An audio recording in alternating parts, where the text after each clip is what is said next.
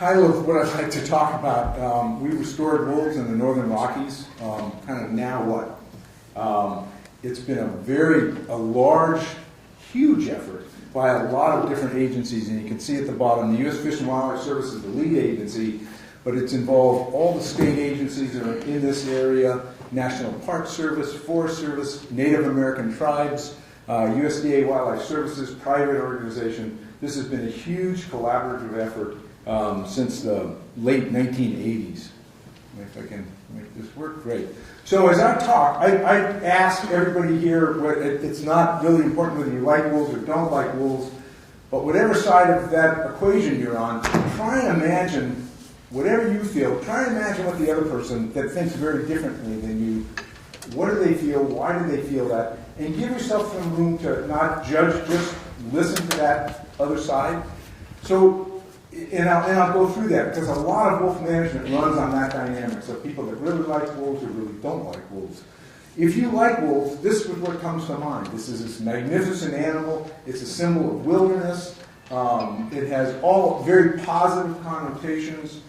And people put wolves in that place quite a bit. If you don't like wolves, it doesn't take much to kind of flip it around. And you see wolves as something that, or animals that come in, they go after your livestock, you live in a rural area, it's a very different feeling than if you're somebody on the other side. Give yourself some room to try and imagine why the other person feels the way they do. So wolves were listed in 1973 under the Endangered Species Act. It took another 21 years until 1994 that Congress actually directed the U.S. Fish and Wildlife Service to write an environmental impact statement of how we were actually going to bring wolves back to the Northern Rockies. And in 1994, we wrote a final EIS, and we decided to reintroduce wolves, release them in Yellowstone Park and into central Idaho. And the program had two components to it. One component was to protect wolves under endangered species status, and we would allow the population to grow anywhere in this DPS, a distinct population area that we defined. The other side was we made it very clear that we would not require virtually any land use restrictions, and we would not require, we said we could bring wolves back, but we made a deal with the public, the overall public, no changes in traditional use of Western lands, be it roads, mining, logging, grazing, any of those things. That was not part of bringing wolves back. That we said we could do that and not have those kind of land use restrictions. So we set recovery goals, and these recovery goals were set originally in 1987. They've been reviewed in 1994. They were peer reviewed again in 2000, 2001, and again in 2011. So these goals have been they've evolved a little bit with time, but they're basically the same goals, and they've been peer reviewed over and over and over again. There's a numerical, a distribution, and a persistence component to it. The numerical was that recovery goals, we would say the population is recovered when we had at least 30 breeding pairs comprising 300 wolves at least in a metapopulation with genetic exchange between the subpopulations. And we defined a breeding pair as an adult male and an adult female that raised at least 2 pups to the end of the year. And a metapopulation we defined as a population that exists of partially isolated sets of subpopulations with some genetic connectivity between that. The distributional part of the recovery goals is we said each state, Idaho, Montana, and Wyoming, would be responsible for at least 10 breeding pairs and at least 100 wolves counted in midwinter.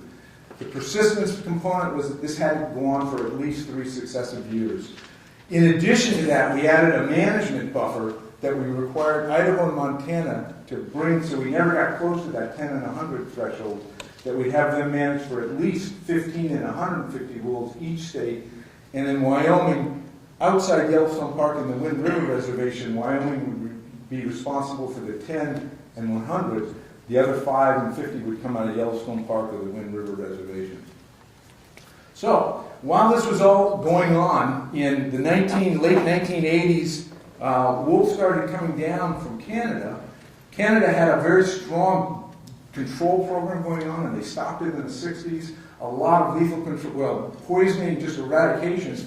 When they stopped that, wolves started moving into this empty habitat, and they started recolonizing. And in 1986, they actually denned for the first time in the Northern Rockies, in Glacier National Park. For the next several years, some of those packs expanded. They came out of the park. We had around 60 wolves, half dozen packs in there by the late 1980s, early 1990s. But we never really got much further than that, and we never had, here we go, we never had them come down other than just dispersers. We never had any breeding population much further south. So, in 1995 and 96, according to that EIS, we reintroduced wolves, 35 into central Idaho, 31 into Yellowstone Park, with the idea they would expand, those populations would grow, and into the 3 states. Well, the next 3 slides, all you need to know about wolves. A friend of mine, Game and Fish, is a bear biologist, is out going along here, and these are 2 little pups. They're probably 8, 10 weeks old. They're about a mile from the den, and they're out cruising around on their own. Wolves are tenacious, adaptable, very cool animals, but they're very impressive. They're tough. The idea that wolves need people, this very heavy intervention, it's really not what wolves are about. They're very tough animals. So these little wolves are off on their own. You can see personalities already developing. One wolf splits, runs the other way. This guy faces the truck, exerts dominance. He's, the size of a little puppy, and eventually he takes off. That's what wolves are about. They are hardwired to be curious, to explore, to expand, but they're very, very tenacious and very, very adaptable animals. Wolves disperse. This is the way we find them is where this is a shadow of a plane, but we find them when wolves, radio-collared wolves, disappear, and we have to go look for it, or we just lose track of it. But we've seen wolves, and we've done studies of dispersal in the Northern Rockies. The average dispersal distance is 65 miles. It's the same for males and females.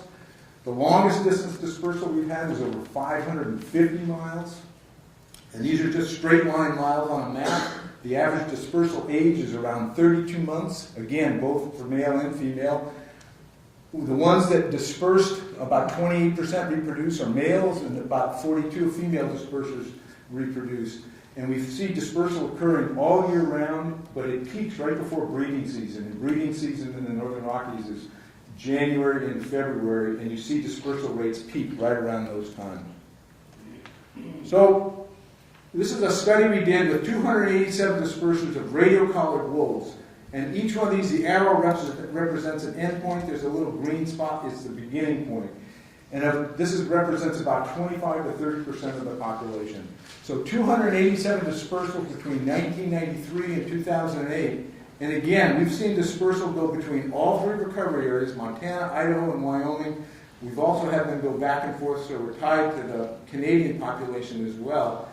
In addition to that, we've had genetic studies go on that we've seen not only, it's good that wolves disperse back and forth, but in order to pass on genes, you have to be not just a migrant, but what we call an effective migrant, that you live long enough to reproduce and contribute your genes. So a wolf generation is 4 years. So on average, we see through genetic studies 3.3 migrants, effective migrants, per generation of natural disperser, when wolves in the population was somewhere a little bit less than 800 wolves. And we've seen them go through all these areas, so it is a metapopulation, it is connected genetically as well as dispersal. We've also seen them go to Oregon, we've seen them go to Washington, we've had them go to Utah, Colorado, coupled to Colorado. So wolves are very capable of expanding, they can reproduce, they're very prolific, and they're very capable of expanding very quickly. This particular one here, to give you an example, this is just a straight line. It started up here about Bozeman, it ended down here in Colorado. But what happens, most of our data comes from VHF collars, which just emits a beep and we go out and find and locate the wolf. This particular one was on a graduate student's project above by Bozeman, Montana, and it was a year-and-a-half-old female, and in 6 months it went 400 miles straight line, but this distance on the ground, it was a satellite collar, so we have daily, it was over 3,000 miles. 6 months period, it went all through Wyoming, associated with different packs, trying to get across major highways into Idaho, into Utah, crossed highways down into Wyoming, back up into crossing Interstate 80, back down, and eventually died down here. Again, wolves are tenacious. They are hardwired to disperse and expand into new areas. Wolves disperse either for competition for food resources or for social. They're out of social competition in packs for breeding opportunities. Most of the wolves in the northern Rockies disperse for breeding opportunities. There's a huge prey base, but the opportunity to breed, that's a common focus that wolves disperse. So, again, 66 wolves, we reintroduced 60 wolves. That's where we started in 1996. In 6 years, this is a map of Idaho, Montana, and Wyoming. In 6 years, we hit those recovery goals. 2002, and the population in Montana, a little bit under 200 right around here, same thing in Wyoming. Idaho's starting to grow. But in 2002, 663 wolves, 78 packs, over 49 breeding pairs. We even said in our annual report that we expected to delist or begin that process in 2003. That was the extent, that was the expectation of our reintroduction and our recovery plan. So you can see the size, the scope, the impact that wolves have. You bring wolves back and they're a very dynamic animal. They impact both positively in natural systems and they can be negative impacts around people. But that was the scale of it. That was the expectation. 6 years later, the wolf population grew by almost 1,000. So now we have over 1,600 wolves, 217 packs, 95 breeding pairs.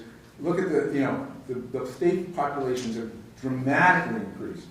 So now we have wolves throughout all of this part of Idaho, Montana, Wyoming. And now you start seeing the dynamics. If you like wolves, this is really cool. And more is better. If you don't like wolves, they're taking over the place. They're coming. You said you'd only bring back X number of wolves. You'd stop when you hit those recovery goals, and we're still going on. And we've had a variety of reasons, either political reasons, being litigated in court. But as that's gone on, this population's grown dramatically, and with that, the challenges, the management challenge, have grown exponentially the same way the wolf population has. By 2011, this would be last year. Again, you can see the populations are staying very high, lots of breeding pairs, many times over those recovery goals. So wolves have expanded far more. They're now into your part of the world here in Washington and Oregon, but they've expanded and they far exceeded that original recovery goal. So the reality, wolves are back. They're back on the landscape. And again, if you like wolves, this is really cool. If you don't like wolves, there's lots of issues that come up. This is in the Lamar Valley. If you like wolves, Yellowstone Park's the coolest place. You can go see them. They're incredibly visible. There's no conflicts. It's a great place. You can see wolves, and it's the best of the best. The other thing about wolves, when you bring them back into ecosystems, they bring in a very critical component for ecosystems. Predation, it's a very key component and a critical factor in natural ecosystems. Wolves are a dynamic animal. They do that, they bring them back, and they have an impact in those systems. The catch to all this is that the historic conflicts still exist. And wolves do cause problems with livestock. They do compete with humans for certain portions of game populations. So having wolves, there's a very positive side, and then there's also a very challenging side of how do you bring wolves back on a landscape that's dominated by people.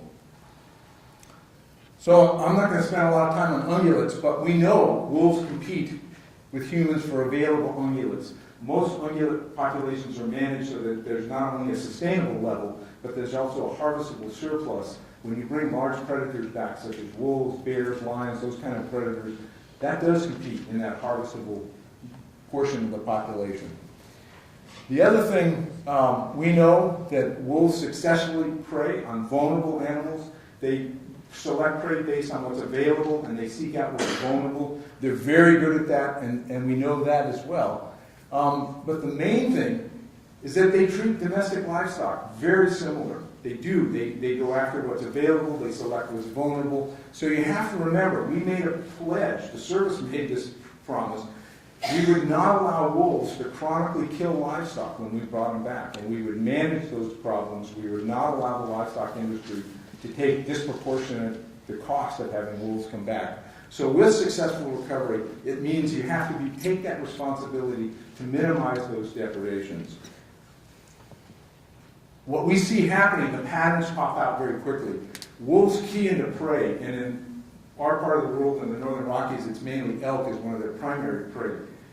And they key into elk that winter at low elevations. And the same reasons elk winter at low elevations, humans live in low elevations. So you see people in homes and ranches and housing developments in towns, whatever, they're at low elevations. A lot of ungulates winter at low elevations, be it on public or private land. Wolves key, you can see wolves coming in here, and we see wolves keying into those same kind of places.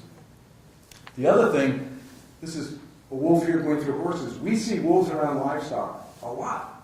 And just because wolves are around livestock doesn't mean it's always going to be problematic. Or even some wolves are around livestock a lot and don't cause problems. Other wolves do.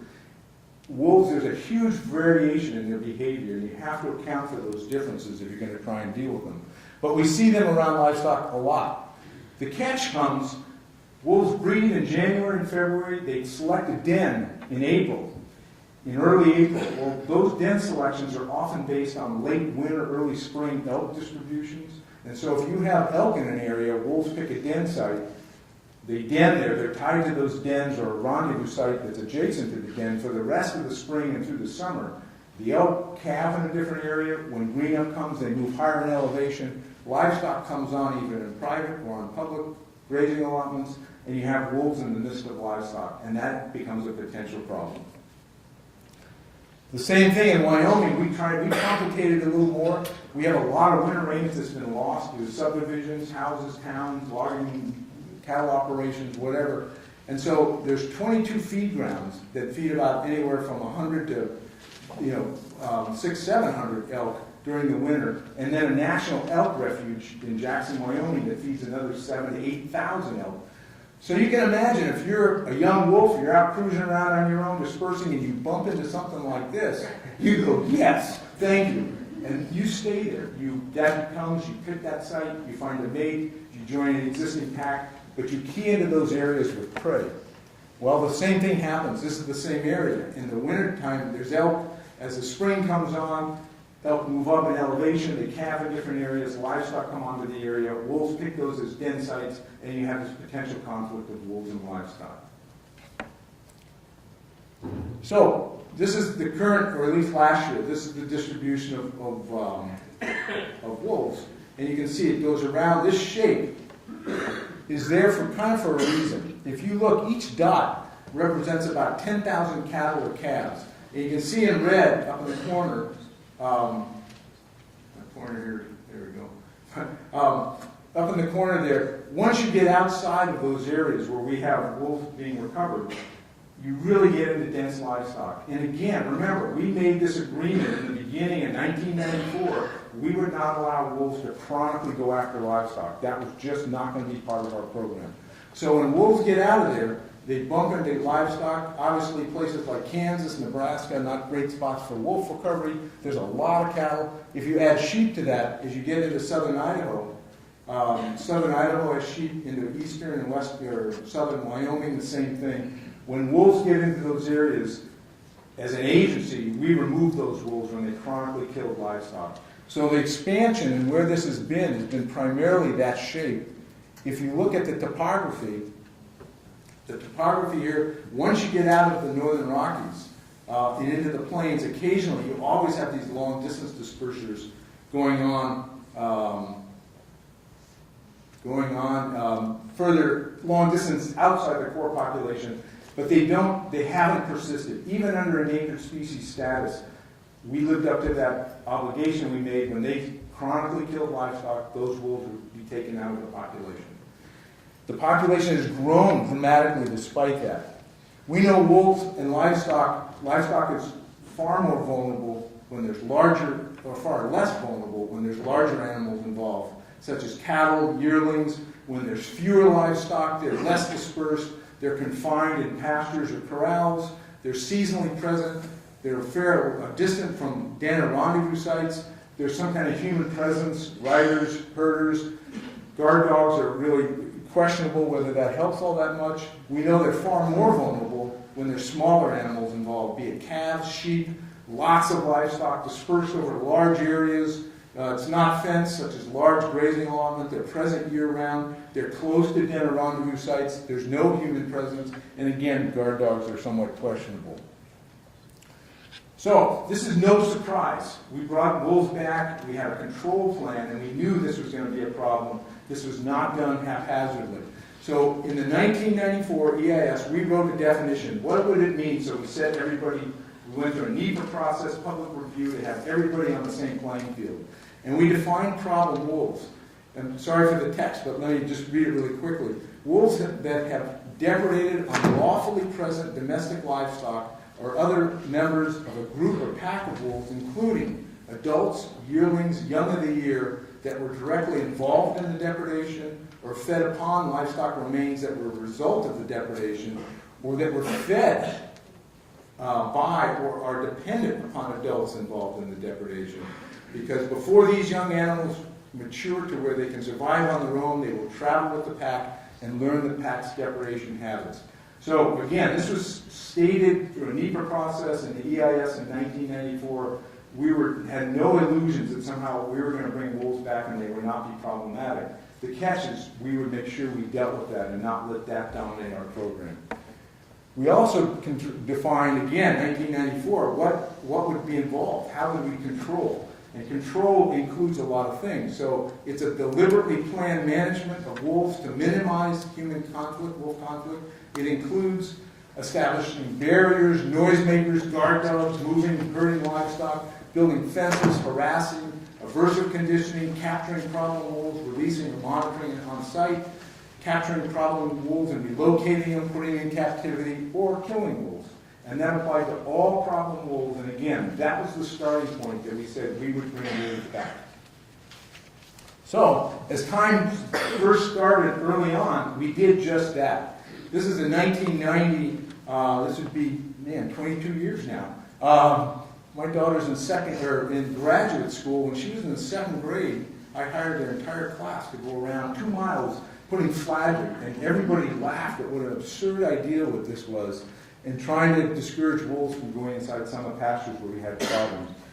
We tried lights, fencing, barriers, all kinds of things. Carter's going to talk more about that. But that was part of our program when we had a very small wolf population. We tried all kinds of methods to discourage or minimize that. Radio-activated guard boxes where you could have a collar would set off a tape recorder inside a box, and you can have lights go on, or sounds, jet planes going by, bowling balls, people yelling, screaming, all kinds of weird noises to try and discourage wolves or aversively condition wolves to not, keep going into areas where they were causing trouble.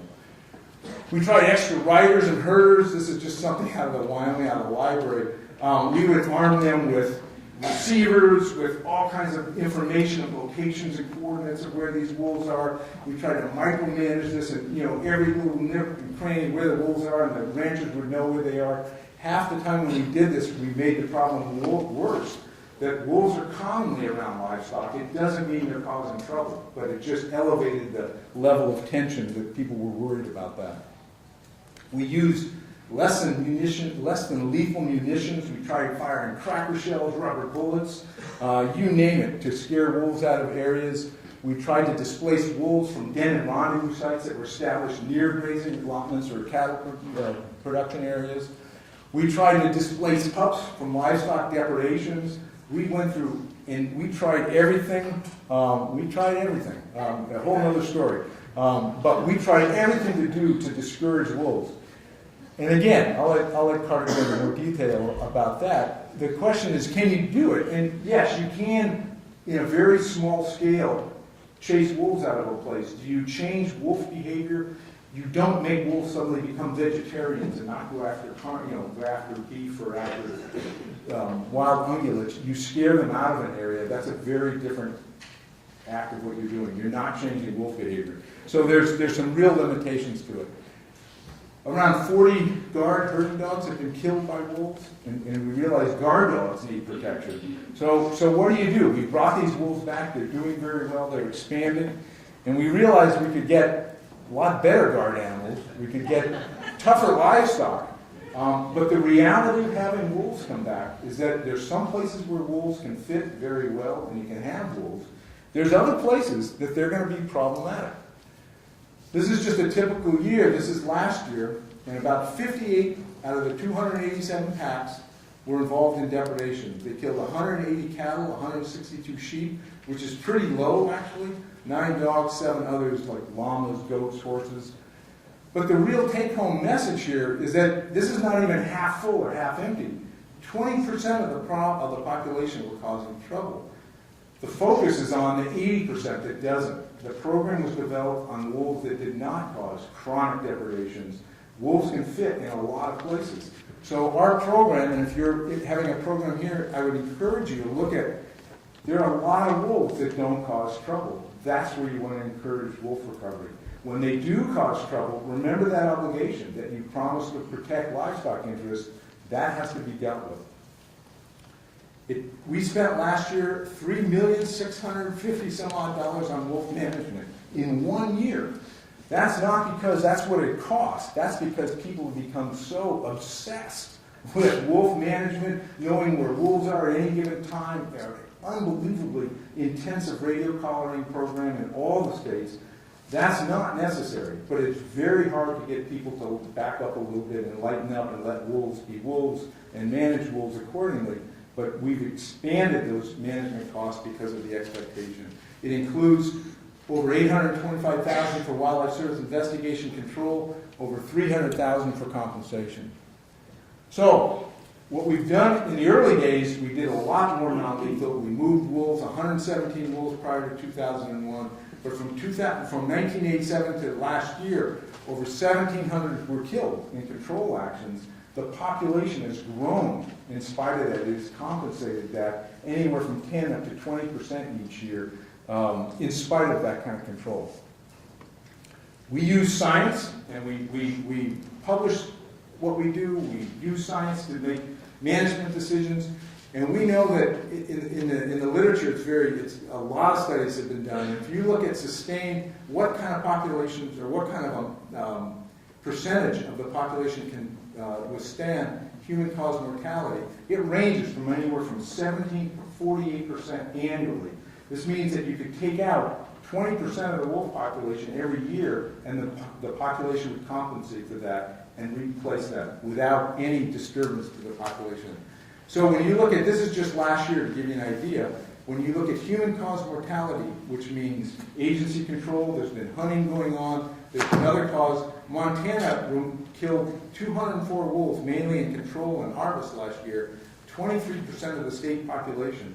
That population is still growing by 10 to 15%.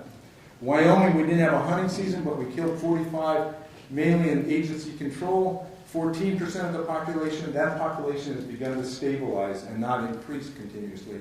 Idaho, 280 wolves, 281, 27% of the population. Again, that population is somewhat stabilized, but it has not come down dramatically. So if you look at the total northern Rocky Mountain in 1 year, 530 wolves, 23% of the population, we think it's still growing at 4%. So you got to go back and remember that map. Where we wanted to be in 2002, we're a long ways over that. All the states have tried to bring the populations down gradually or some way to be at a more manageable level that we could minimize conflicts and minimize the impacts. This is Wyoming, outside Yellowstone Park, and what you see, again, whenever wolves get very far east, they cause unbelievable, very high levels of problems. Same thing south. So where the packs really fill in is in this northwest corner of the state. Last year we had close to 40 packs, about 240, 250 wolves. What you see happening, this is Yellowstone Park growth. This is the number of the wolves. This is over the years. The red is Wyoming outside. So in the park, it took off very quickly at first. We knew that. There was empty habitat, lots of prey. The population took off. It dropped dramatically 1 year due to distemper, being in pup survival. It picked itself back up. But after 2007, it's come down. 2010, 11, and 12, it'll stay here. And this is just under natural regulation. It's nothing to do with hunting seasons outside the park or anything like that. It's just natural regulation. Those prey, those elk herds are dramatically smaller. The wolves are very territorial. They push that down, and this is a more equal or an equilibrium that will probably go on in the foreseeable future. So around 6 to 8 breeding pairs and somewhere a little less than 100 wolves. That would be the norm for Yellowstone Park. Outside the park, we've seen the population grow, increasing year after year after year. It went down a little bit here in 2008 when wolves were delisted for a little bit and they were hunted, but the population has continued to grow. In Wyoming, we started seeing, as the population grew, a lot more depredations, not just calves, but we also started seeing adult cattle as well. And again, so this would be the population growth.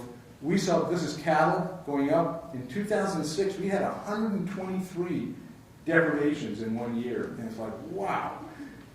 This is sheep. Sheep are very difficult to use as an index or as an index to evaluate what's going on, because 1 year you can have tons of problems with a few wolves, the next year you can have virtually none. Sheep, a lot of sheep can die with a very few instances of wolf depredation. But cattle's a pretty good indicator. So what we started seeing, this was growing as the population was growing, we were having lots and lots of problems. Just really quickly, so this is 2006, 123. We brought it down, and we've kept it down year after year after year. It doesn't mean killing more and more wolves. You can keep that down as well. What it did mean was looking at really what was going on. And what we found is that 2004, every pack in Wyoming was killing livestock. And it was like, wow. And I I'm the project leader for Wyoming, so this is not going well. And so every pack, what we started looking at is that a few packs really cause trouble. Packs really become chronic. They switch, and cattle becomes a primary prey instead of an alternative prey. Those are the ones you do not want to have allowed to do that. A lot of the packs would kill 1 or 2 cattle, and that would be it. Or you could build credibility in the ranching community saying, trust us, if this gets out of hand, we're going to stop it. A lot of times that would stop on its own. When it didn't stop, we removed those wolves, and we just had no tolerance for that kind of chronic depredation. And what you saw happening very quickly, this went on 2006, and you saw the number of packs involved in depredations go down, the number of pack depredations that weren't involved go up, and you could see it split. And it didn't mean killing more wolves or heavily more in control. It meant doing it wiser, being more surgical, looking at packs that are really just for bad luck, born in very difficult places. We promised to protect livestock interests, and we did. You can still grow the wolf population and yet still protect livestock interests. So just to give you an idea, this is the trend. So this is year by year on the bottom, number of cattle killed, 2006, and then when it went down, we actually reversed the trend. So as the population went up, we kept the depredations down. And it wasn't by using all kinds of trying to rehabilitate wolves or make them be different. It was just not allowing wolves that were in very conflict-driven areas to have that be the source of wolves and expanding into new areas. If you look at some of the other states, this is Idaho and Montana, as the population has grown, that trend has gone exactly the opposite way. And the problem is when you have the population that high, expanding into that many more places, it's very clear, it's very difficult to slow that down. And you have a lot of wolves expanding.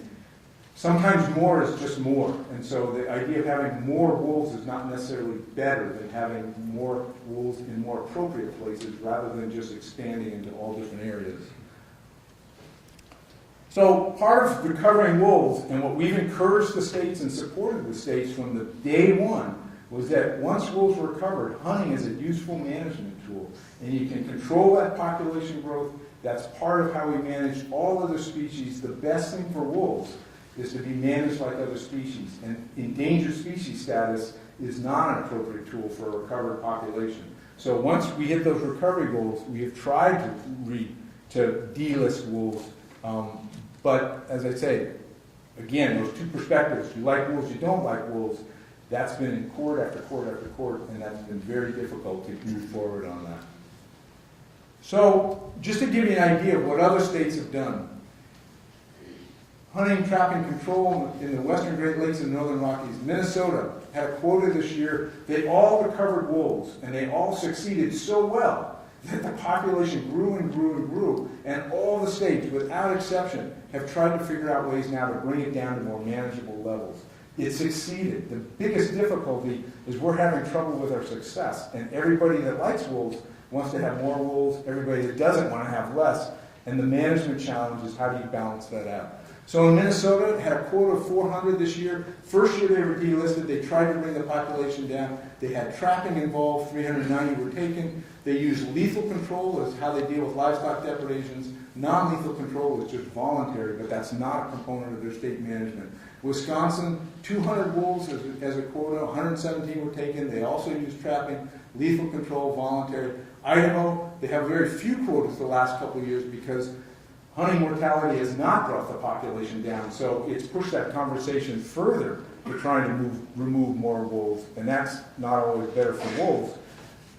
But they've taken 255, 124, they have trapping, again, voluntary, lethal control. Montana, the same thing, they didn't hit the quota last year. They've removed most of those quotas this year, same kind of thing. Wyoming actually has been the most conservative, ironically, had a quota of 52, they only took 43, they have no trapping. But again, lethal control. And it's not that it's detrimental to the wolf population. The wolf population is alive and well and doing very well. But again, you have to balance out those different public interests. So, to try and wrap up here, what we see, if you, 25 years later, Carter and I were just laughing, 30 years later, some of us have been doing it a long time, these attitudes haven't changed. And we're not trying to change people's attitudes. So if you look at the management challenges from an or perspective that's not particularly happy to have wolves around, you find very clearly rural communities, agricultural communities oppose wolves. There's nothing in it for you.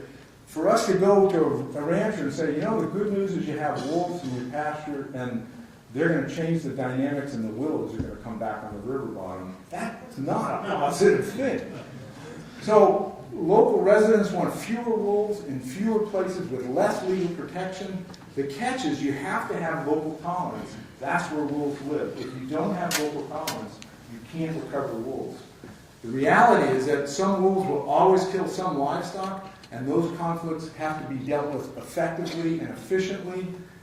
The catch, the other side of the coin, is that livestock depredations and the impacts of wolves to elk and moose, big game populations, they will be emotional, they will be widely publicized, and wolves will remain highly symbolic and they will represent strongly held personal values.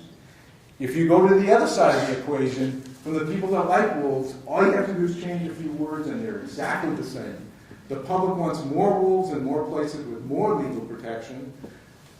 The real difficult part is helping people understand that to really successfully manage and have wolves come back, you manage wolves on a population scale, not as individual wolves or individual packs, and that involves bringing the hunting community into managing wolves, giving them part ownership to that, and having public harvest. The flip side is that public tolerance of wolf management and lethal control has to exist, and that's essential. You have to get people to come to the middle of when that's useful, when that's advantageous, and when it's not. The bottom line, wolf control, public hunting, it will always be emotional, it will be widely publicized, and wolves will remain highly symbolic and represent their strongly held views. That hasn't changed in 30 years, and it's not going to change. It doesn't have to change in order to have wolves come back. So for conclusion, I would say on a broad, the message to take home, you can manage wolves successfully. And the key to that is striving for a balance to resolve real conflicts that wolves cause, yet at the same time address all those various public interests and perspectives. And you have to come to the realization, wolves can be in many places, they don't fit everywhere. And the idea of always thinking, sometimes more is just more. You need to manage and think about what's going to be an appropriate population size in available habitat that's suitable for wolves. If you constantly try to have wolves expand into areas that are unsuitable for wolves, it will be a conflict-driven program, and that will be much more difficult. You need to be consistent with the public. You need to say what you mean. So that if you're going to control wolves, you have to explain why you're going to control, how this is going to help or not help. You have to have very clear conditions under what conditions or criteria, under what conditions you're going to control wolves. But you need to be very consistent. If you're going to hunt wolves down the road, that should be very consistent. Here's what our management program is going to do. The big thing is we've become more tolerant of wolves, but we become less tolerant of each other. So you have to be tolerant and respect different values about wolves. Both sides can be right, The catch is, how do you bring people together, find some kind of common point that you can move forward and work together?